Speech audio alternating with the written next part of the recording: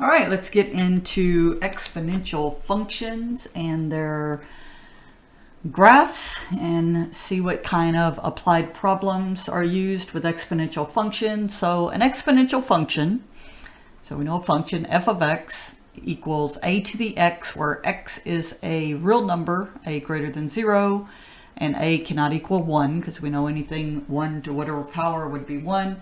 It's called the exponential function with the base is a and x as your exponent.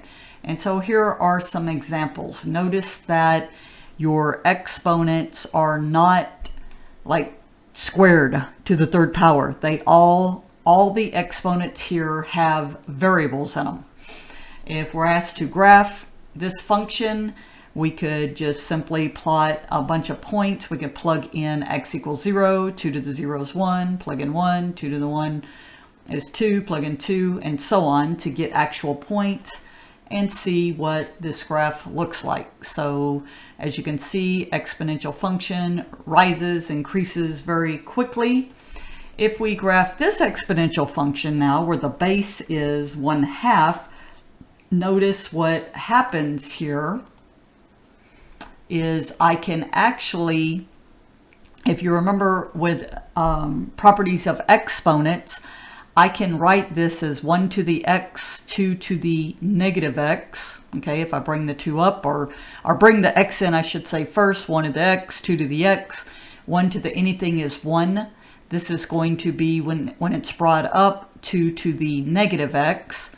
So pay attention to this. When you have a negative exponent, look what the graph looks like.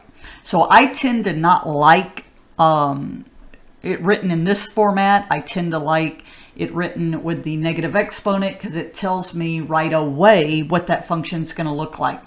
So when your x, when you end up with your base, as you can see here, the patterns that we're looking for versus the patterns over here. Again, I tend to write these with the negative exponents, but you can see the pattern. Anything greater than 1 is going to be increasing. Anything fractional, okay, anything fractional with the base is going to be decreasing.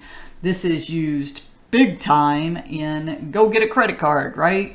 In compound interest. So you'll work through some compound interest formulas where you have a principal, which could be amount borrowed or even amount invested, doesn't always have to be bad, and then given an interest rate and how many times it's compounded in a year. Like a credit card might be monthly, so that could be 12, and then for time given in years. So you'll work through some of those. Now, most students have encountered pi, right? That, you know, pi is an actual number, 3.1415, all that kind of good stuff.